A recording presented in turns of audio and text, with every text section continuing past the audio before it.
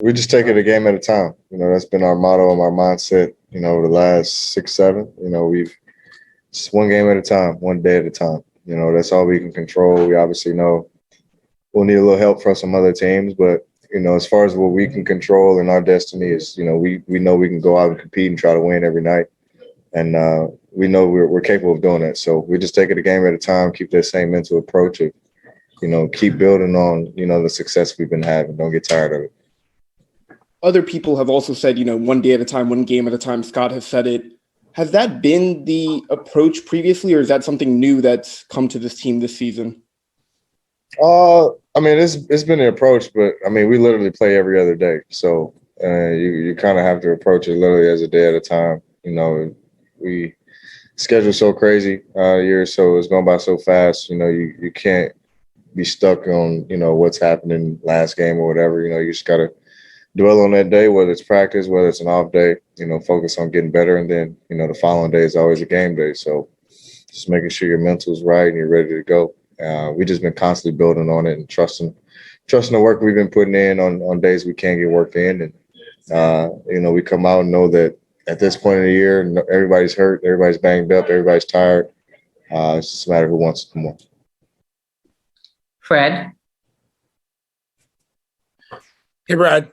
Have you ever seen a team at any level run a 3-center rotation for this long? No.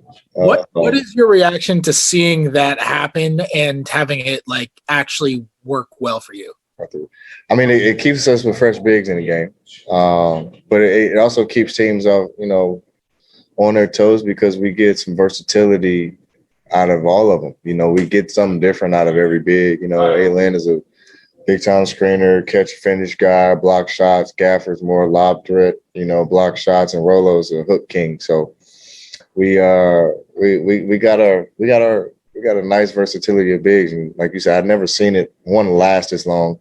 Honestly, never seen really a 3-big rotation in a long time. So usually a lot of teams will force the forward to be a bag of 5 or something like that. So we legit have 3 5s that are giving us great minutes. So yeah, we closing games out. Most importantly, playing together.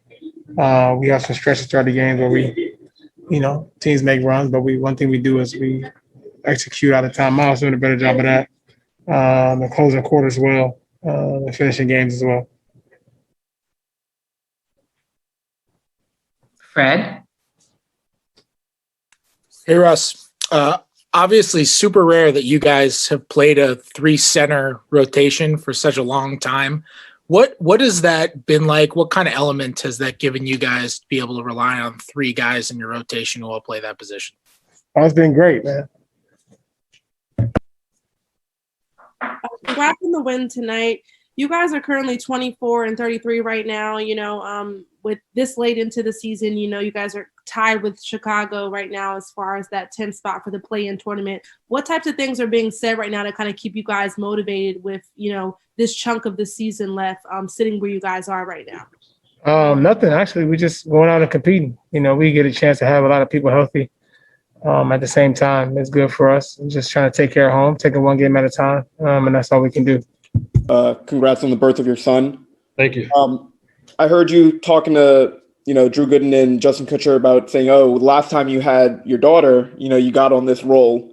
Just, where are you this season, this month so far, coming back from the calf strain? It seems like this is clearly, the most locked in and, hot shooting you've had all season. Well, I think shooting-wise, the past couple months been pretty solid, but I think overall, since coming back from the injury, kind of could reset my body, and I think I've been doing a better job on the defensive end of the floor than before, and that's what I've been trying to focus on more.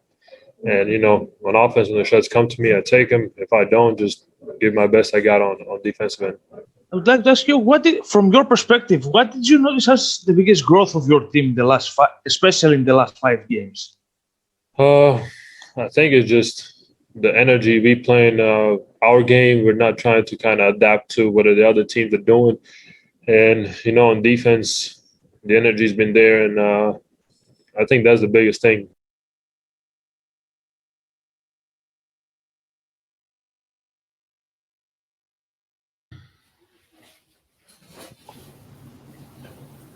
Welcome to the Focus TV.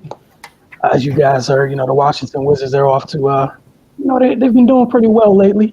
I know Ray's going to get to that in just a bit. But so good to be back with you all. As always, joined by Octavia Wyatt. We got Raymond Lyons. Cardo Dudley Jr. will be back with us shortly. I'm Wilson Tarpe Jr. And again, welcome to the Focus TV. Again, tonight, we're going to get into the NBA. Got a little college talk, especially with everyone's favorite trigger word, the transfer portal. We're gonna let's talk about the P.I.T.S League in terms of the results from week 2. There's a lot to get through with that.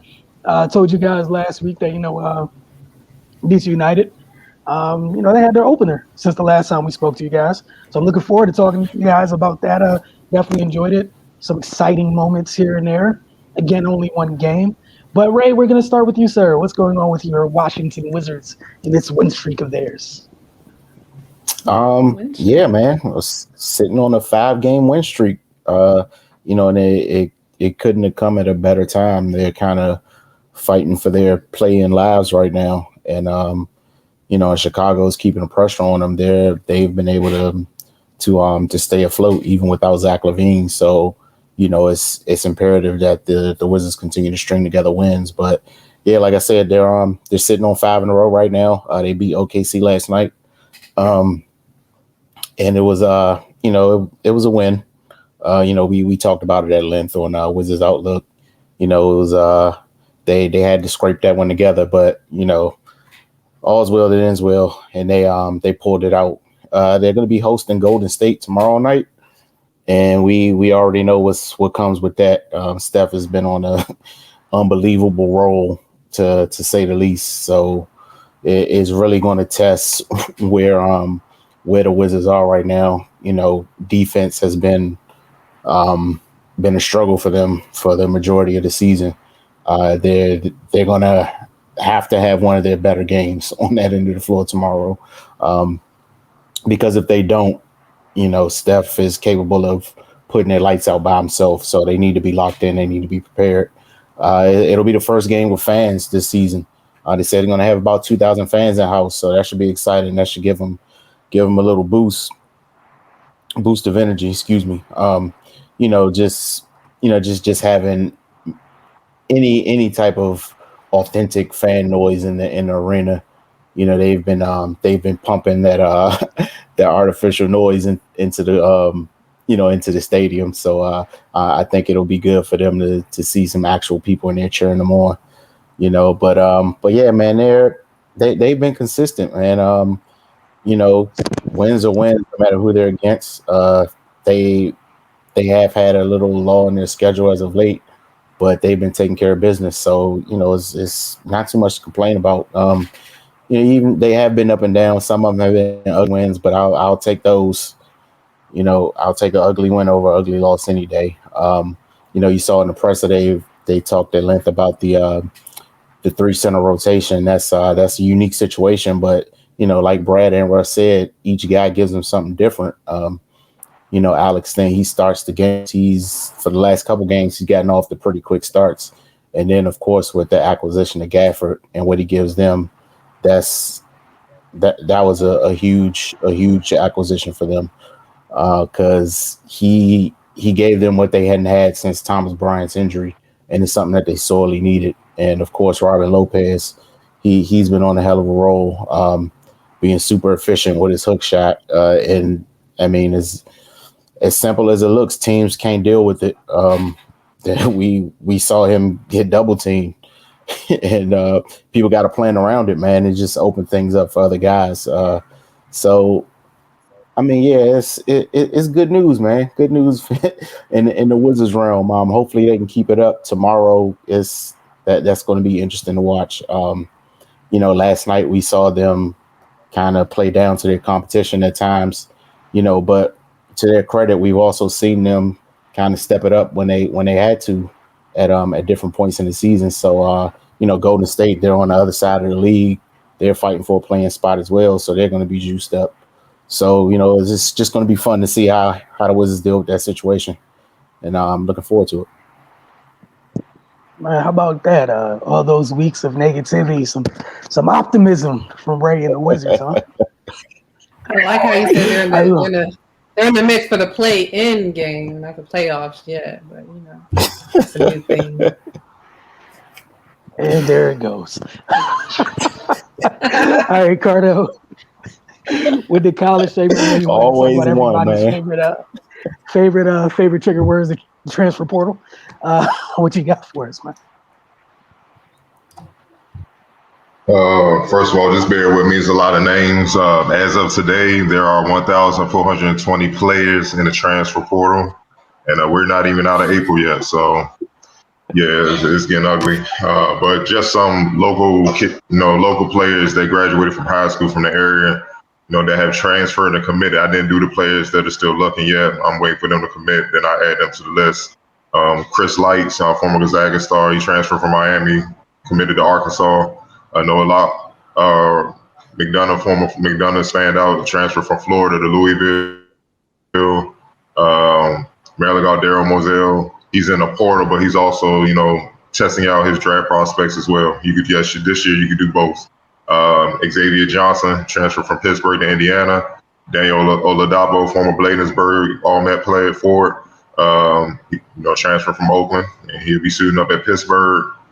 Chase Parr, former GW forward, committed to Towson. Brendan Adams, former UConn guard, transferred to George Washington, one of Wilson's favorites. Lincoln Ball, transfer from George Washington to American. Let's see, Lincoln Tyler Brells for another George Washington guard. He transferred to Bryant. Abdul Kareem Koulibaly, transfer from Pittsburgh to St. Bonaventure. Jordan Harrison, transfer from Texas A&M Corpus Christi to UNC Asheville. Former DeMatha High Flyer DJ Harvey, transfer from Vanderbilt to Detroit Mercy. Yende Hakeem, transfer from LaSalle to UMass Lowell. He put in work in high school at Wilson. Brandon Horvath, left UMBC to follow his head coach to Utah State. Jaleel Jenkins left Fairleigh Dickinson and committed to Stony Brook. Tyler Kolek, transfer from George Mason to Marquette. Woody Newton, transfer from Syracuse to Oklahoma State. Terry Nolan Jr., transfer from Bradley to Towson. Jiggy Obina, transfer from Vanderbilt to St. Joe's. Devondre Perry, transfer from Temple to Albany. Peters Wyatt, did something I didn't think was possible, transfer from Georgetown to Maryland. And A.J. Wilson, transfer from George Mason to South Carolina. And that's all I have for right now at this moment. Next week, I'm sure there will be some more updates, and I'll add them to the list. Yeah, I don't even know how to. Yeah, there you go, Octavia. What she said. The fact that we legit might have, like, in the coming weeks, freaking transfer portal update segment. Like, seriously? And that wasn't even the women's side. That was just the men, right? Like, yeah. I ain't even. That's mission impossible right there. They don't even keep up with the women's side as is. That's So yeah. I heard the women's side not too far back from the men. I think I heard they around like 1,200. Around like 1,200. So it's free agency, man.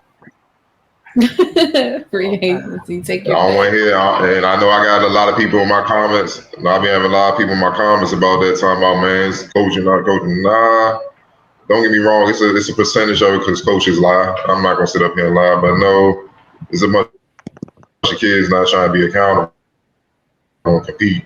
That's mostly what it is. So, this is what y'all created. So this is what it's gonna be. But they'll find out sooner or later in the real world, it don't fly like that. You can't just transfer to a new job.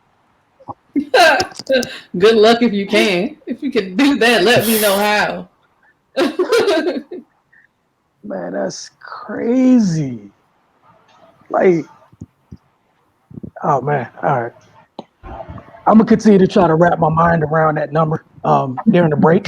When we get back, Octavia's gonna tell you guys about the Tuesday results for the P.I.T.S League of last week. You're watching the Focus TV. We'll be right back.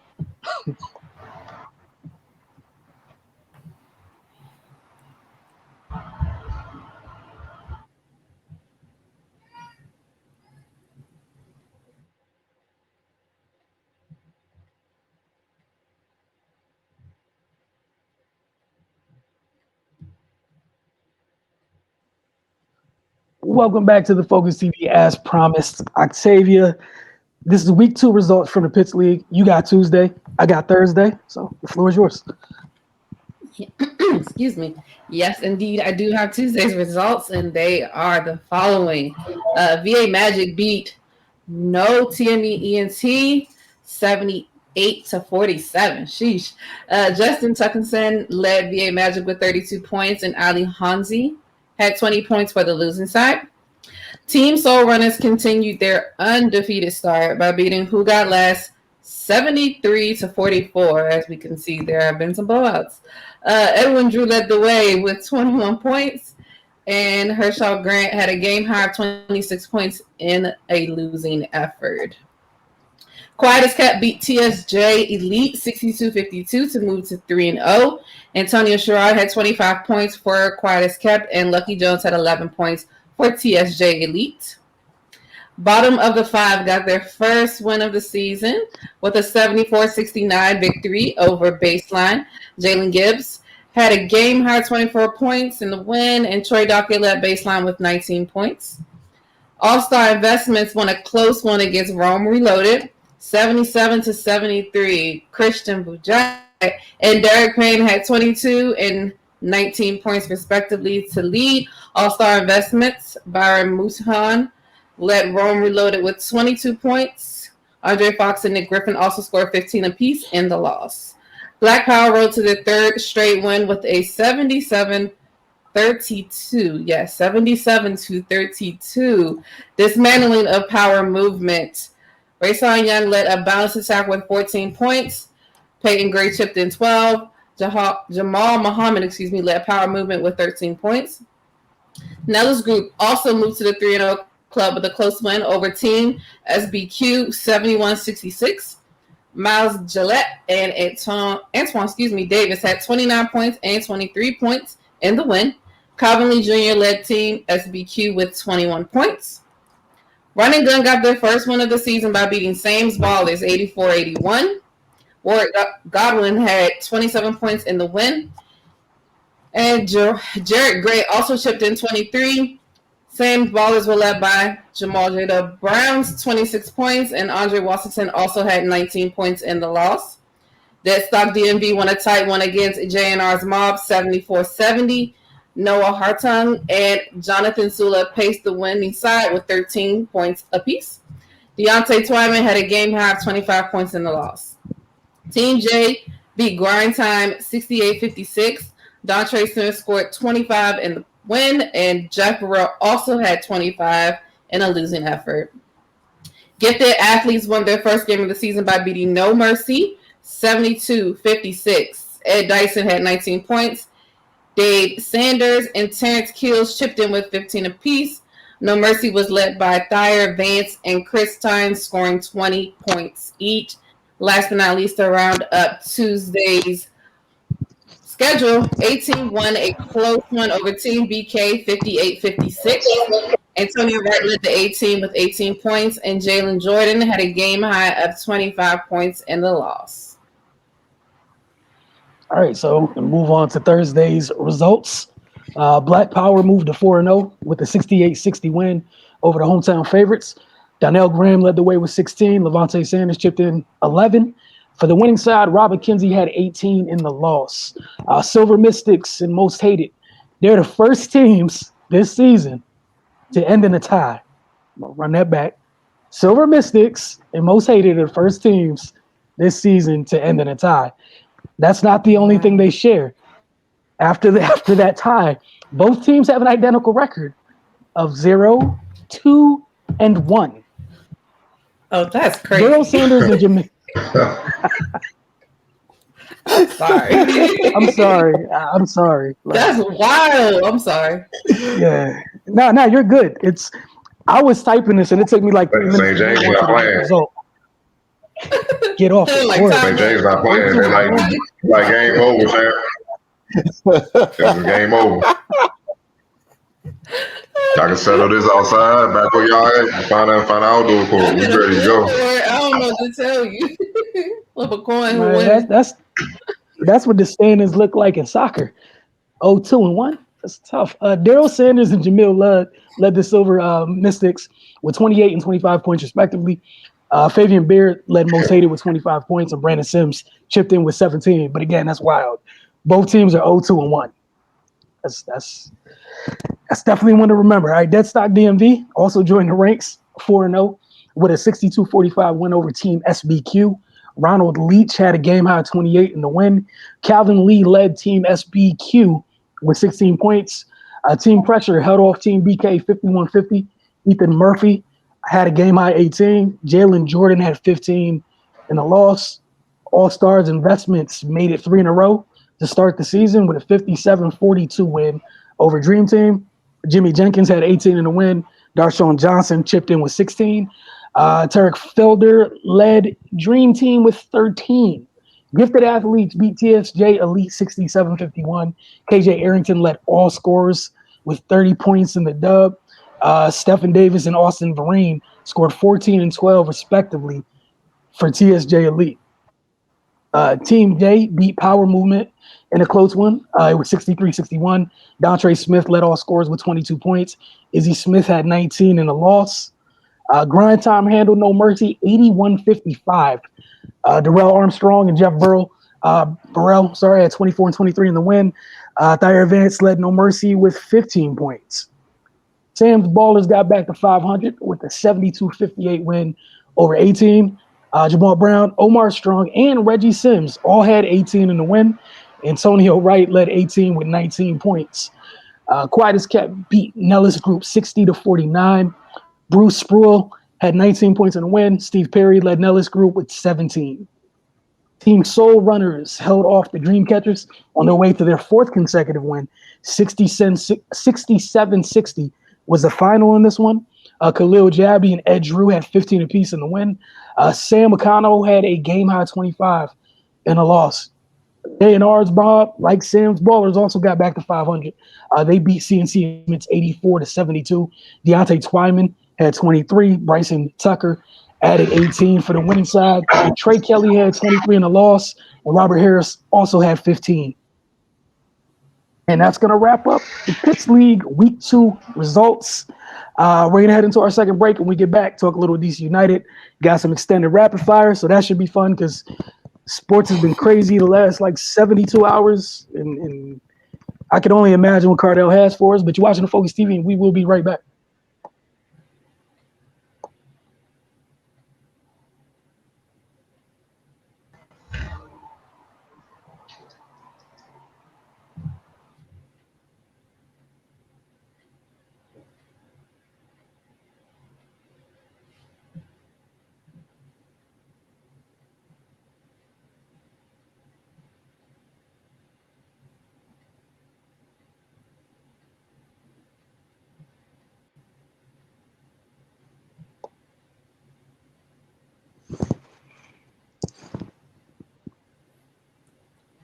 Welcome back to the Focus TV. As promised, we're going to get into this. DC United's first match of the season took place over the weekend. I believe it's Saturday night because they played at the same time as the Wizards, and that just led to all types of fun for folks on this side of life. All right, so the Black and Red started the 2021 season with 3 points in a 2-1 win over New York City FC. The visitors took the lead in the 14th minute as Valentin Castellanos was on the right end of a ball played by Anton Timmerholm. And it was a beautiful ball that the right back played. And the whole play kind of started off a throw-in, a nice, clever little back heel to get the ball to switch fields. And then Timmerholm did the rest. And Castellanos does what a goal scorer is supposed to do. He found a way to be at the end of a pass in the box and put his team up 1-0. DC United, the first 10 to 15 minutes of the game, they were kind of struggling. It took a little while to settle in. And surprisingly, that first goal was a nice wake-up call. After that, they kind of settled in a little bit. 10 minutes after they gave up that opening goal, they started to create chances. And that kind of continued into the end of the first half. They would get the equalizer in the 38th minute, courtesy of the right foot of Brendan Hines-Ike. Eric Sorga played the ball to Jamie Moreno, and he laid out a ball to Brendan about 5 to 6 yards above the circle atop the box. Hines-Ike, defender, with that pressing style, the defender that everyone has to push up, they can be a little bit higher than normal. That man didn't waste any time. He lined it up one time to pass Sean Johnson. It was a rocket of a shot. It was also his first MLS goal in his career and his first goal as a member of the Black and Red. It was a great example of how that pressing style kind of really it kind of keeps teams in there stuck in their own end. The go-ahead goal came off a corner from DC United nearly 5 minutes after the equalizer. Julian Gressel delivered a beautiful ball, and this was off a corner kick. It was a beautiful ball to the top of the box where Russell Knauss was standing by himself, unmarked. Russell, like Heinz Ike, he didn't waste any time. He volleyed it past Johnson to the far post to give his team a 2-1 lead. It was a nice display of touch from Knauss, who calmly guided the ball inside the far post. And we're going to get to Knauss a little bit before we end. Both teams had their adjustments in the second half, but neither was able to generate a goal. DC United's Chris Seitz had a couple quality saves late, despite 5 minutes of stoppage time. DC United was still were digging down, finding enough energy to kind of press at times. One of the biggest things that's jumped to mind is Edison Flores late in the game. I forgot which defender for NYCFC was trying to hold off. I think Nigel Roberta, and Flores came out of nowhere, stole the ball before it went out of bounds, and kind of just held it in the corner to waste time. After the match, there is some video made its round on social of Coach Losada telling his team that they want to be the most annoying team to play. There were some other words mixed in there, but they're off to a solid start. There's still a good amount of players that aren't available due to injuries. The next match is on the road this weekend in New England. I had a couple quick thoughts following the game. One that I'll share is just that that midfield pairing of Moreno and Knauss. We kind of known them both for, in previous systems that they played in here as kind of being super defensive minded. While they kept that, they also did a good job kind of finding ways to engage in attack. Knauss really kind of showed that there's a whole part of his game that maybe he doesn't get enough credit for, but it was fun watching them. They also had a lot of touches, so that might be something going forward. Again, it's very small sample size, just one game, but I'm eager to see how that works going forward. I already know what they both do, their work rate on the defensive side, and in transition, they're super annoying, but they did a really good job just kind of connecting pieces in the attack. Edison Flores looks super comfortable in this new scheme. Julian Gressel playing him and Mora in the wingback roles. They did a good job as well. I'm looking forward to when some more folks get healthy to kind of see what everything looks like. But it was a good showing. It's only one game. Losada, Heinz Ike, and Knauss all pretty much said after the game, there's still a lot. There's still a long way for them to go. But, they were happy with it. The coach actually was surprised about how I mentioned he was worried about their fitness because of this style of play. He was surprised, his team surprised him with just how much they gutted it out and still were fighting that long, knowing that from a fitness standpoint, they're not quite there. But, it was a good outing. One thing that Sada developed is this brand, this identity, they would be exciting, and they definitely did that. It was exciting and enjoyable to watch. They take on New England this weekend. I'm looking forward to that. Cardell, rapid fire, sir. What you got for us? We actually gonna start on a serious note. We don't hesitate to jump on, social issues or whatnot. And today was a massive W. The jury found Derek Chauvin, guilty of 2 murder counts, 1 manslaughter count in the George Floyd verdict today. So it's a little shocking to me, knowing the history of this country, but I was optimistic that this would be the case, and they delivered. Floyd's death and the video that showed Chauvin kneeling on Floyd's neck for about 9 minutes became a catalyst, obviously, for the sports world, racial and social justice movement last summer. A jury of 6 white, 4 black, and 2 multiracial jurors deliberated 9 hours over 2 days, 5 hours on Monday, 4 hours today before rendering a verdict. Chauvin faces a 40-year maximum sentence for the second-degree unintentional murder conviction, a 25-year sentence for third-degree murder, and a 10-year sentence for second-degree manslaughter. Chauvin's bail was immediately revoked, and his sentencing will be in 8 weeks. Just what are your thoughts on the verdict and everything that led up to this? We're gonna start with you, Octavia. I mean, I was actually just like you. Like, I was super nervous as soon as I got an alert that they said that the jury was back. I wasn't sure how long it would take. In my mind, I thought it was an open shut case, but we've seen that happen before, and that's not the case. So I was immediately just anxious. I wanted to know what happened. I wanted to know right away.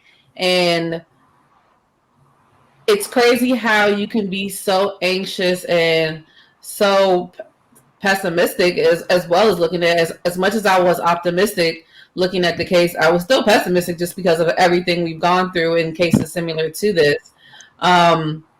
It's crazy that the fact that we had to have a trial, don't get me wrong, I know due process and those things happen, but we had to have a trial and they had to call 40 something witnesses, defense people, 14 jurors, although 12 only deliberated. They had the 2 stand-ins for something that was recorded.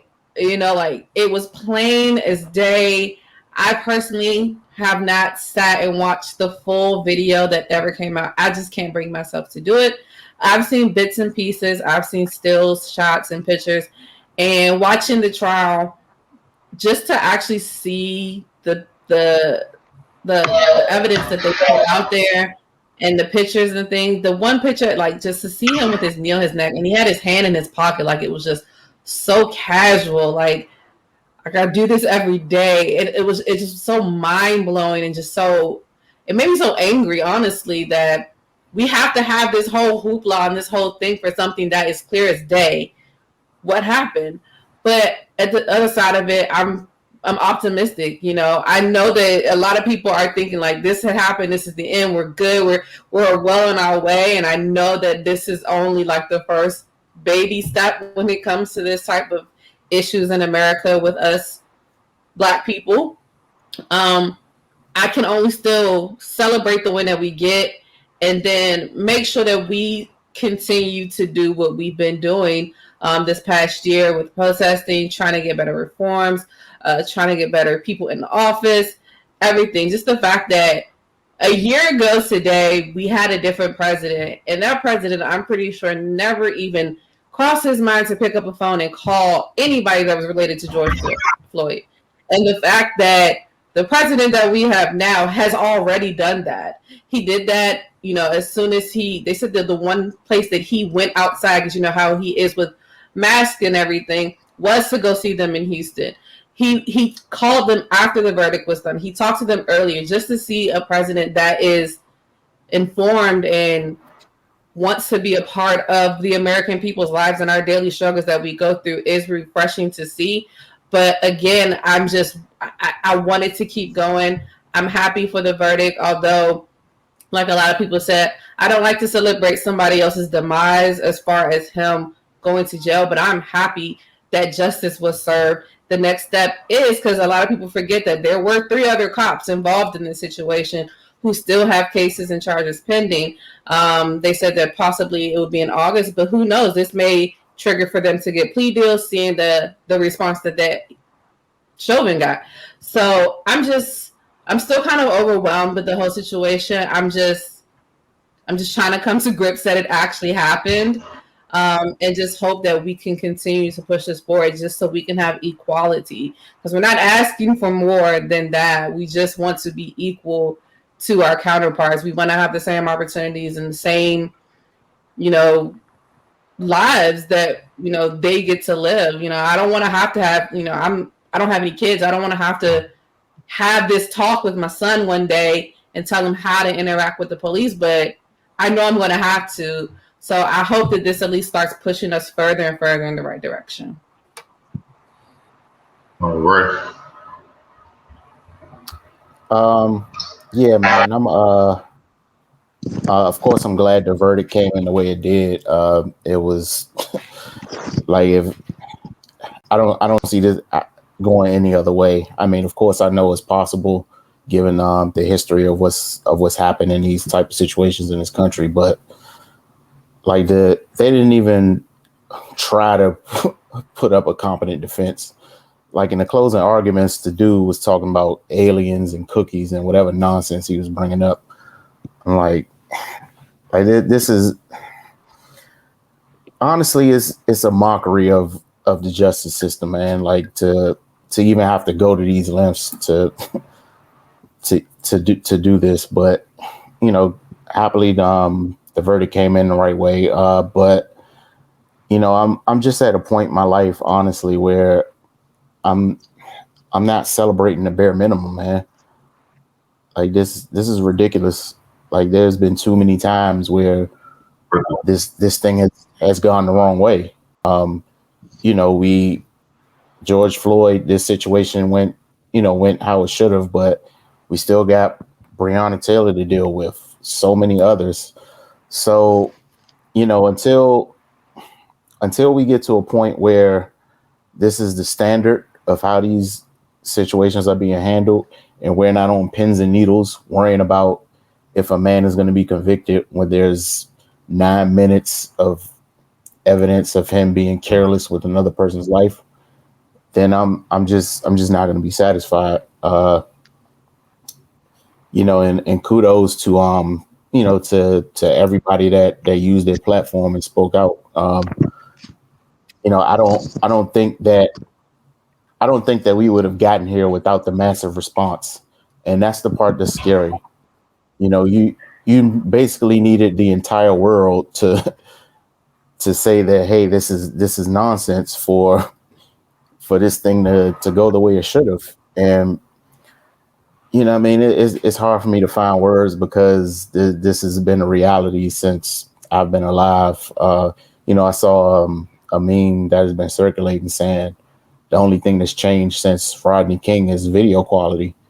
And I mean, it doesn't get any more accurate than that.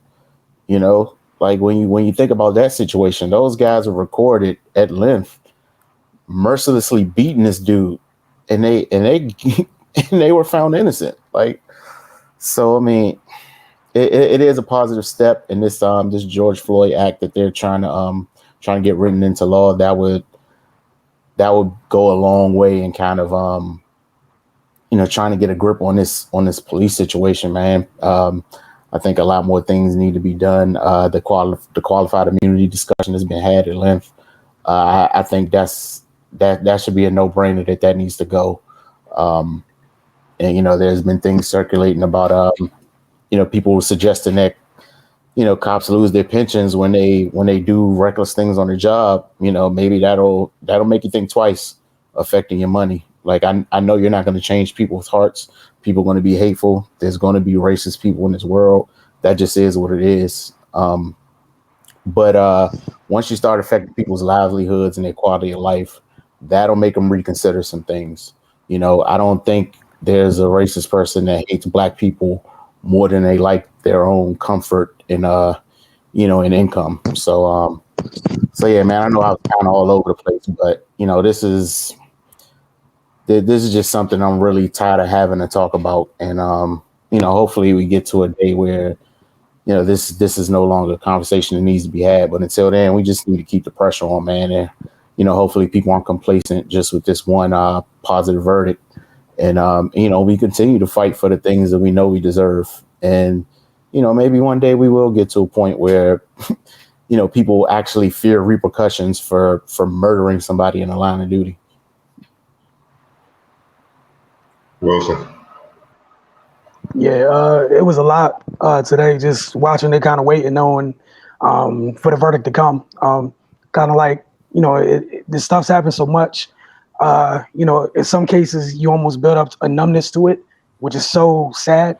But at the same time, like today, it was conflicted emotions because you're happy that, you know, right was done to a degree, but at the same time, like, it's crazy that everybody, like, people were still on pins and needles about it, right? For something that was so clear, so simple, but it wasn't as open and shut as one would imagine it to be.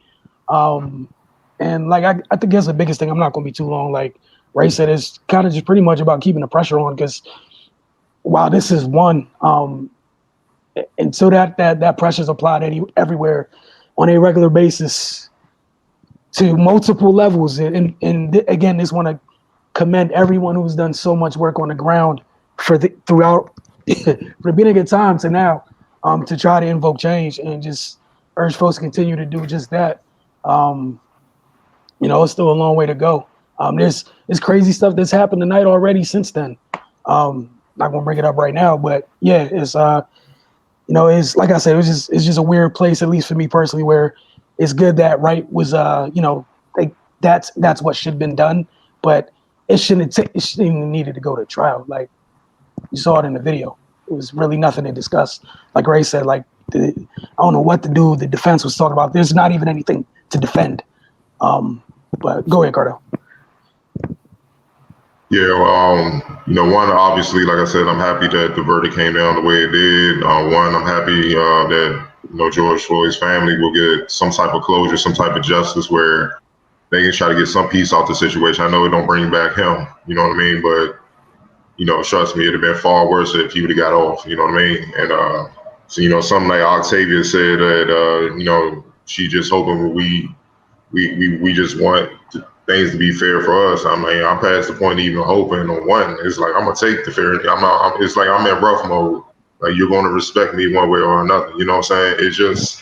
It's at that point, especially coming off these last 4 years with the fool who's in the White House or whatnot, and all the racial tension he built up with his ignorant self. It's just. I just feel like we all should just be at the point like, man, you ain't really got an option. It is what it is. And like Ray said, we got to get to a point, like I said, I'm happy, but we got to get to a point where forget a court case for a situation like this. How about the situation never happened in the first place? You know what I mean? Like, how about cops just do their job and protect and serve? You know what I mean? Like, stop harassing blacks, stop harassing us, specifically black men, because we get it all the time. I saw a viral video where youngins just, I look like they trying to do a viral video. They just dancing at a gas station. The cop pull up, actually drive up and bump one of the kids and stuff. Like for what? You know what I mean? They not bothering nobody, man. Let them youngins be kids, man. They dancing. I mean, what do you want? It's just so much nonsense, man. And Wilson, like you said, you just get numb to it, but you got to remind yourself you can't get numb to it, because then you just gonna look up somebody unjust to get killed, and then you just gonna go about your day, and then that's dangerous. We can't get like that, because that's what they want. They want us to be tired and be complacent and act like this stuff don't happen, and that's very counterproductive. You know what I mean? Just like Floyd just got his justice. I forget the kid's name right now. They got shot. Hey, he gotta get his justice. Talking about Yeah, it was like a town exactly, man. It's like one after another, man. We can't catch a break, dog. It's like as soon as you wake up in the morning. Exactly. It's like you wake up in the morning and it's another. Like, bro, come on, man. Like, man, can my man go wash his car in peace? You see what I'm saying? Like, it just eats at your soul, man. But that's why this is so.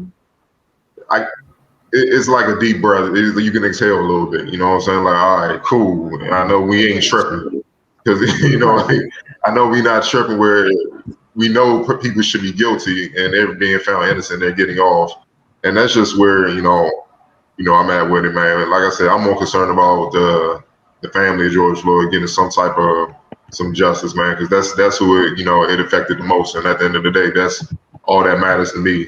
And lastly, I just don't want to see a lot of the fake corporations and people riding this wave to try to keep. I feel like it's fake to me. Like I see the NFL release a statement saying it understands the pain and anguish, blah blah. Frustration after the verdict and all that. I'm like, stop lying. Y'all literally kept a man out of a job who kneeled for this very situation. Thank you, Rod. Great minds think alike. You literally banned him from the NFL for kneeling for this very situation. Yeah, I'm like, and the Raiders talking about going to put out a graphic talking about I can't breathe for 2021. Like, how tone deaf are you, man? You see what, like, this is where like, it's so much work to be done, man. Oh man, it's like I just don't want to, man. Like, how does that pass a group full of people? Is at that point. Like, how does that pass a group full of people to hit send? Because nobody was like, because it's not one of us in that room. So it's not one of us in that room. I'm not talking about No, you know, no, I'm black just skin saying, only. like, I'm talking about real brothers and sisters that would have raised hell. Like that shit ain't getting out. Like that shit. That shit ain't getting out. Like I'll square with all y'all before that jump get out. It ain't it. If it costs my job, so be it. But nah, that ain't getting out. Y'all tripping. And I got to go home and answer calls and texts like, how did I get out? Don't you want to be on the problem? Nah, look, man. Nah, man. We can't have that. So this just showed you how, and this is why I emotionally checked out in the NFL with the cap situation, man. Look, they keep proving me like they haven't changed one bit. They just riding the they wave. can't help themselves. So They can't help man, it's themselves. so much work. Like Ray said, man, it's so much work to be done, man. There's so much work to be done, dog. Oh man. But at least right now, you know, we got a W. Oh, I literally had to look up the say picture you were that. talking about, and I just can't. Like looking at it is making me angry too. Like the Raiders picture you were just talking about, I'm like, It's ridiculous. Look, I'll show he can't. I'll show He can't it. breathe. Yeah, I'm just like, I mean, he can't breathe. Hey, come on, man. Like, no, it's been up there for like almost 2 hours now. Like, what do you mean? Like, they Like, posted And that people are video tweeting them like on this ain't it. I gotta take that down. People are telling them like take that down. They're not going to. Tone deaf, man. So this is where we at, and people wonder why we can't get the justice we deserve because if a sports league is that tone deaf, just imagine what's going on on the political side, and I mean, just the judicial side. Just think about all the stuff that really matters. The type of people in there, they got those jobs.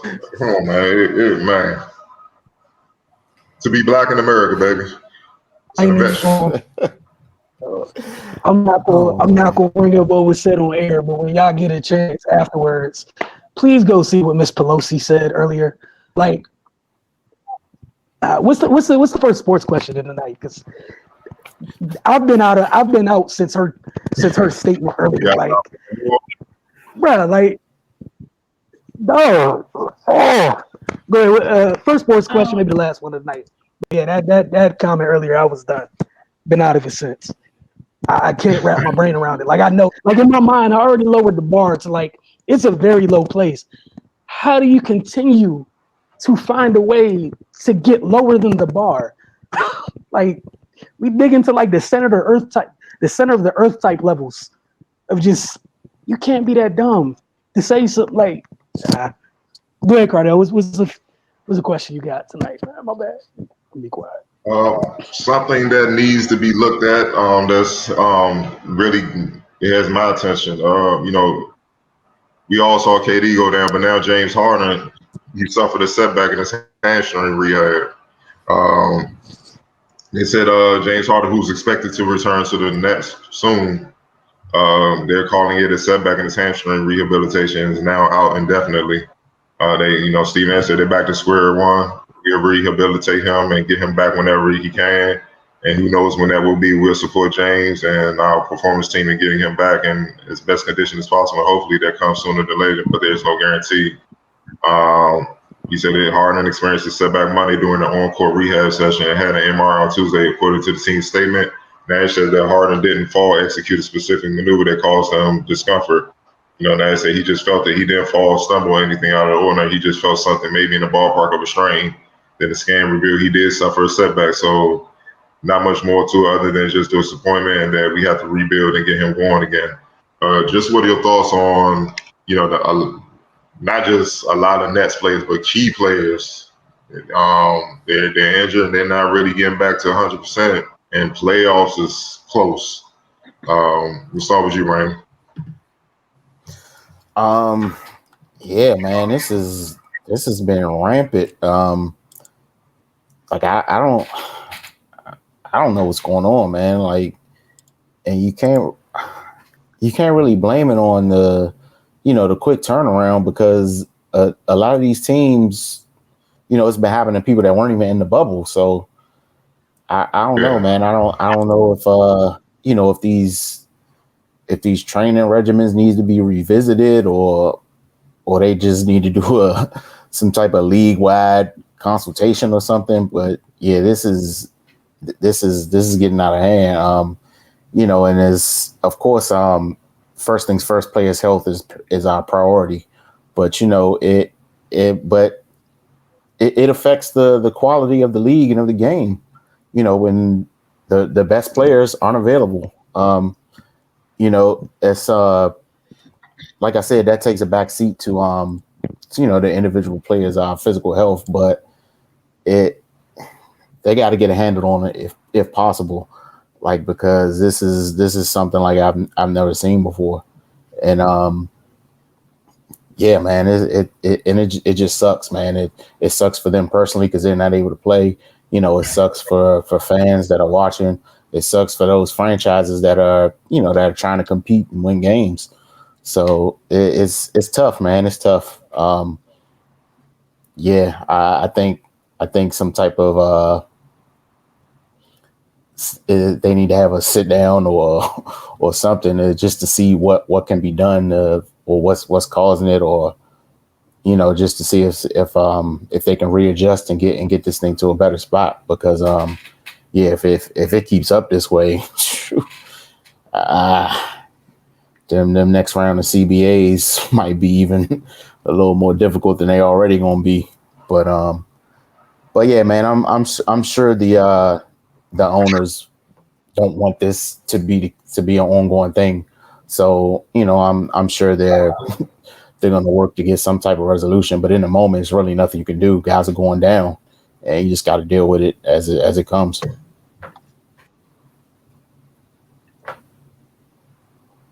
Wilson. Yeah, I know it's something I think you, myself, and Ray have talked about already this year. It's like, at least with the Nets. I mean, it's probably something nobody wants to hear, but I wouldn't be surprised if they just shut, Kevin and James down until the playoffs. So obviously, ideally it's not what you would want in terms of not having those folks around. But I mean, what has it been? It's a 72-game season, and those three have played 7 games together total. So I mean, just being realistic and staying in the moment, like they are where they are right now. And this is also one of those things that goes with sometimes when, injuries are always a part of sports. Also, what happens sometimes when you go about building teams the way that people build teams nowadays, when the top half of your roster goes down, so everybody doesn't have enough quality depth to withstand it. And they're not the only folks around the league missing some of their high end starters. So we'll see how everything plays out between now, we're in the closing stretch, the regular season, and the start of the playoffs. So it'll be interesting to see. But like Ray said, health is a priority. End of the day, like, you paid those folks for what they can do. It looks like you're going to find out it's in your best interest. If you're Brooklyn, obviously it's not the way you want to do it. Get them folks as healthy as they need to be, and hopefully they earn that massive amount that you pay them during the playoffs. But as far as the regular season goes, it's probably going to end at 7 games that all 3 play together. Octavia.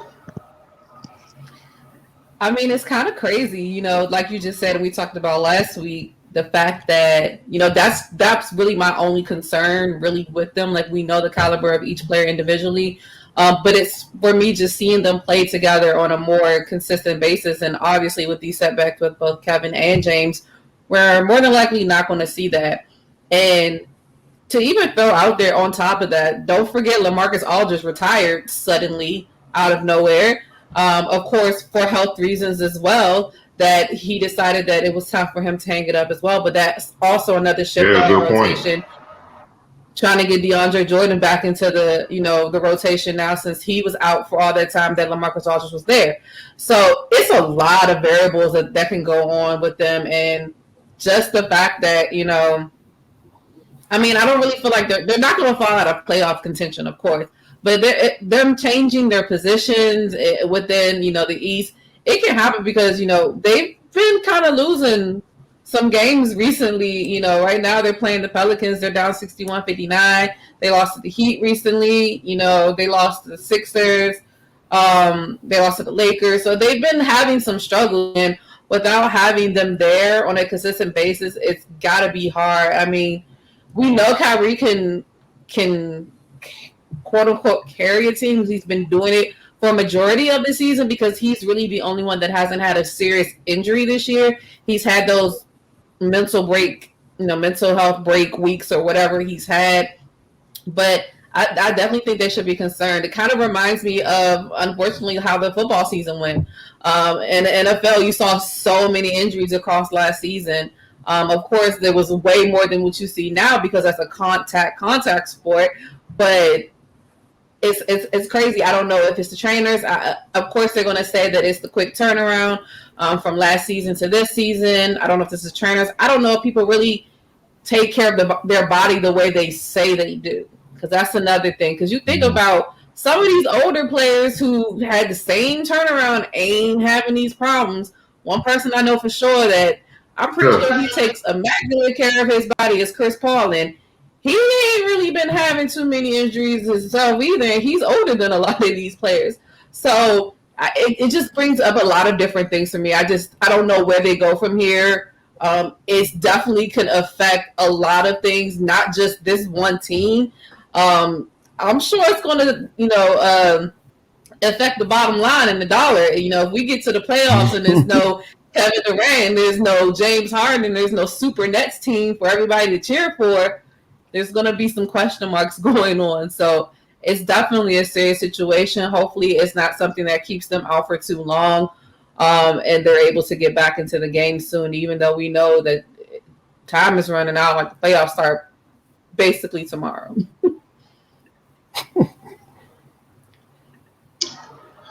Wilson? I was on me. My bad.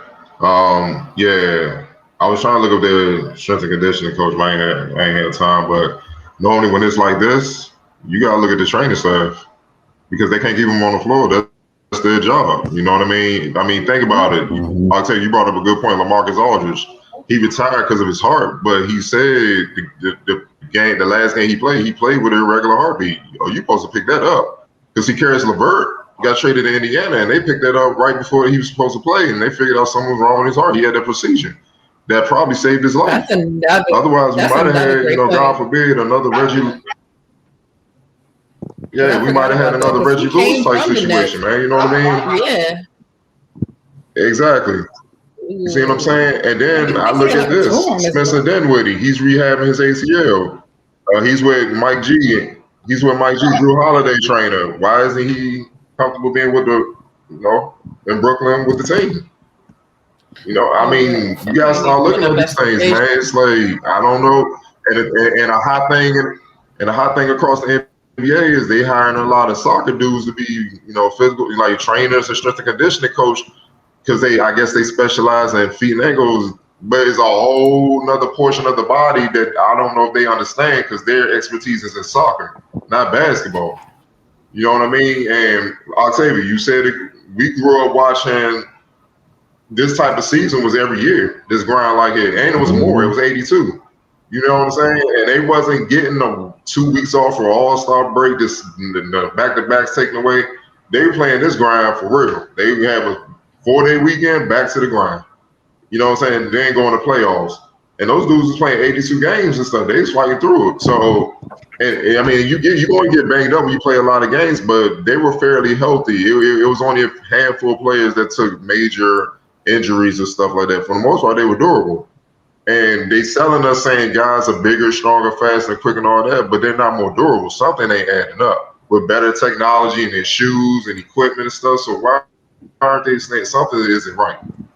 So they're going to have to figure something out. Otherwise, this is going to be a big embarrassment because y'all went and got heat, man. and if this end up being something where they don't get nothing out of it because of injury, man. And then think about it, this can affect them moving forward because they're going to have to gut their entire training staff if this is a situation that prolongs. Because if I'm an NBA player, why the hell I'm going to play for them? Y'all done messed up 3 MVP caliber players. I'm not messing with y'all. Don't even hit my phone. I don't even want to hear it. If my agent said, "Bruh, I'm hanging up on them."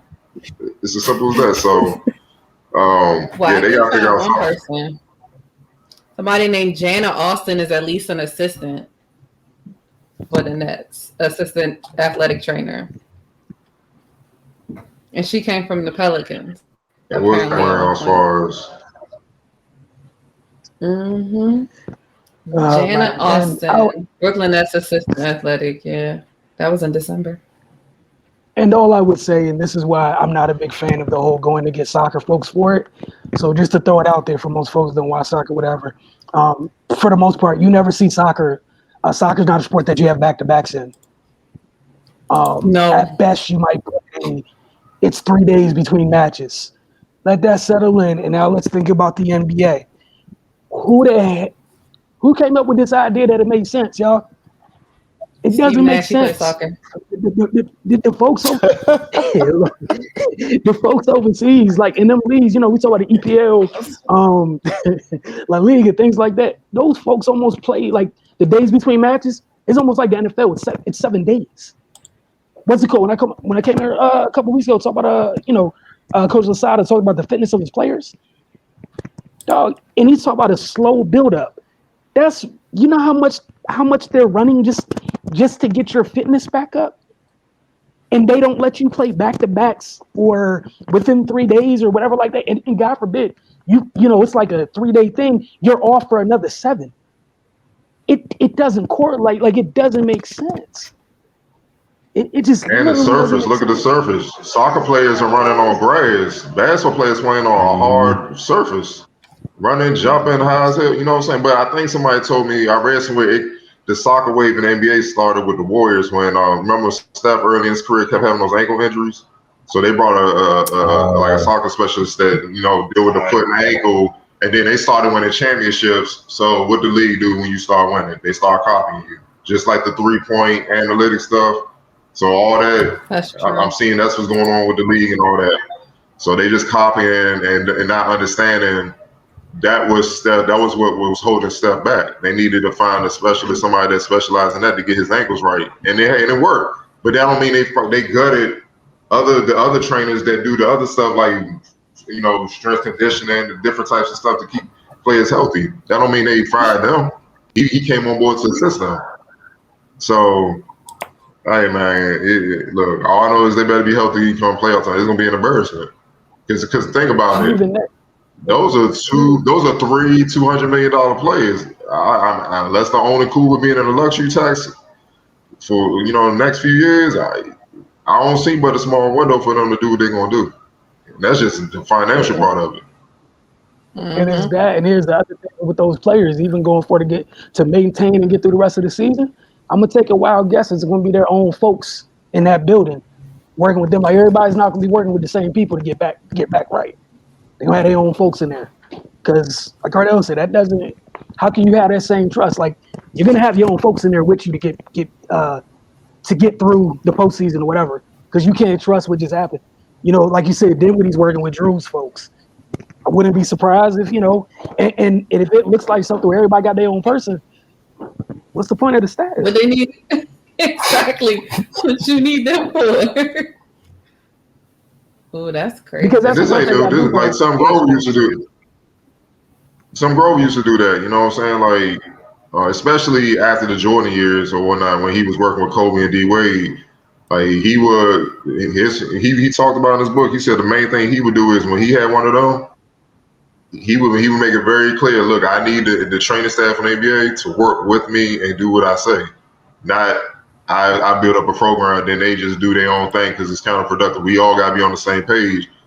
And once they understood he was the boss in that situation, because the players employing them, D Wade, the star player, D Wade, Kobe, etc., it was smooth, and they just kind of followed the guidelines that he said. We all know the damage they did, So. And a lot of people don't know, D Wade came to the league with a massive injury. I think he tore his meniscus in college. He didn't have any college when he got to the league. But you saw how nasty he was with the explosion. That was Tim Grover work. So, like Brad Bill said last night, if it ain't broke, don't fix it. You know what I mean? Just go with the flow. Keep your job, don't mess this up. Like, think about it. Players don't even lift weights no more. That's like a bad thing to move iron. But that was the main thing when those guys were playing. I'm coming up in college and stuff like that. Now you don't really lift like that, and you wonder why bodies are breaking down. It's not a coincidence. Yeah. I'm just saying. Yeah, I'm gonna take a big wild guess and say something that worked for however many years minus technology. Some things you just need to keep doing. Like a lot of the new stuff is to maintain, but when you take out the main part, like you said, you take the iron away. What are you maintaining? There's nothing to maintain. Like that stuff's supposed to supplement it, but it's okay. It's fine. I Like found we said, we're gonna keep an eye something. on it. We'll see what happens. Go ahead, Octavia, before we close. So their What you team found? doctor is Martin J. O'Malley. He's an orthopedic surgery, foot and ankle specialist. Everything you guys just said. He is the head team doctor for them. Team physician, yeah. So Okay. a lot of ankles and feet. All I know is if it was me and I had 200 mil and a couple folks, hey, look, that staff's about to be like everyone's not gonna be handling that 200 mil I put up. I gotta come out 200 mil weekly. Look, man, there's a reason. Again, I would say it. There's a reason the top levels of soccer, like you don't see their training staffs move around a lot. Some folks, you good at your job, you spend your whole time there. They don't let just anybody walk around. Hey, Messi hurt. Go ahead, go in there and figure out what's happening. Yeah, all right. Good luck. I wish. Sure. Cristiano Ronaldo does. He got a nick. Who wants to come in and look at him? Nah. That's a no. So teams got to do better, especially in the NBA with that, because this year it is crazy again with all the technology and everything. We know it's a little bit compressed, but it's not even as compressed as the women's side of it. What's going on? Something. The only thing that's different is that they started so quickly. But if you're not the Lakers or Miami Heat and you ain't go deep in the playoffs, that don't affect you. So the majority of the league, Exactly. Brooklyn wasn't there. Especially not even KD. He played at all. Yeah, he took the year off. Harden a little bit, you know what I'm saying? But I think Harden's more the fact he started the season so out of shape trying to get out of Houston. It's hard, man. Like, you got to be ready to go. You know what I'm saying? He had to ramp up his body during the season, and he was MVP mode. Body sometimes tap out. It's like, yo, dog, like, I'm out of gas, champ. And that's what he probably feeling. So, I mean, it's just weird. You can't have that many players dropping. It's just, nah, dog. You got to start looking internal after that. So the doctor was actually the doctor that Kevin Durant went to when he tore his Achilles. Apparently, when he didn't feel comfortable with the medical staff when he was in Golden State, and he went to this doctor who was apparently his doctor, and they got his doctor to be the Nets doctor, and that's what's kind of, they say, could have swayed Durant's decision to join the Nets because that doctor went there. And look where we are now. Like Cardell said about everything. There's nothing wrong with having that doctor to assist who's on staff. What is wrong with you to give him the keys to everybody? Just bring him in to assist. Like that's it. So you brought that man from ego, bro. You know his ego. Yeah. Like you just had to have him on staff to assist for a specific program for that person. That's it. You want to have somebody the keys. It said after feeling misled or possibly misdiagnosed by the Warriors physicians, Durant chose to return to his former foot and ankle surgeon, Dr. Martin O'Malley, MD at Hospital Special Surgery in New York, to operate on his ruptured tendon. And so then they say, even worse, the Brooklyn Nets hope to capitalize on Durant's lack of confidence in the medical staff to sway Durant to join their squad, since Dr. O'Malley is their team foot and ankle specialist. So that was interesting. You got I saw that. You got what, 15, 16 games to playoffs? Hope everybody rest up and they ready, man. Ice those ankles. But I took a sports medicine class in high school. They said, Rice, you do rest, ice, compressions, and elevate. That's all I know. So, I hope they're doing all that and more. They got 15 games to figure it out. Otherwise, all that money is going to be a 30 for 30 on this. So it's up to you. Oh, man. Want to take you off and hang with us tonight? It'll be 50 watching that. I'm like, I remember that.